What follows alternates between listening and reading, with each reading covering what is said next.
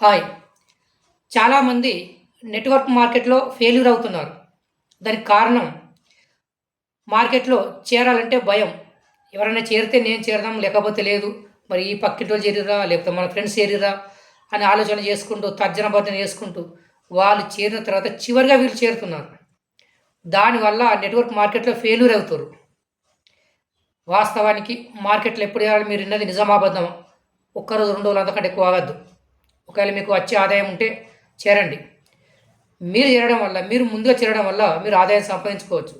చాలా మందిలో భయం ఎక్కువ. ఎందుకంటే వారికి మార్కెట్‌లో బయటికెళ్ళలేదు. ఏది నష్టపోతామా? లాభపడతామా అనేది చాలామంది ఆలోచన ఉంటది. ఎక్కడ ఏ నెట్వర్క్ మార్కెట్‌లో చేరండి.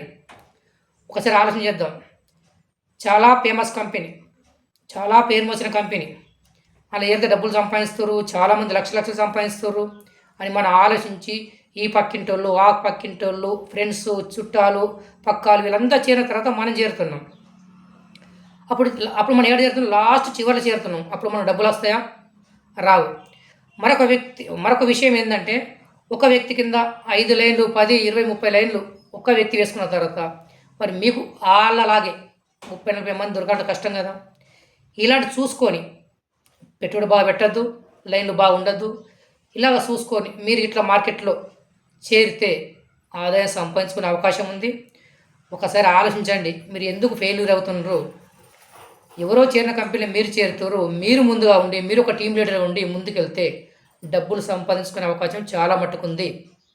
ఒకసారి ఆలోచన చేయండి.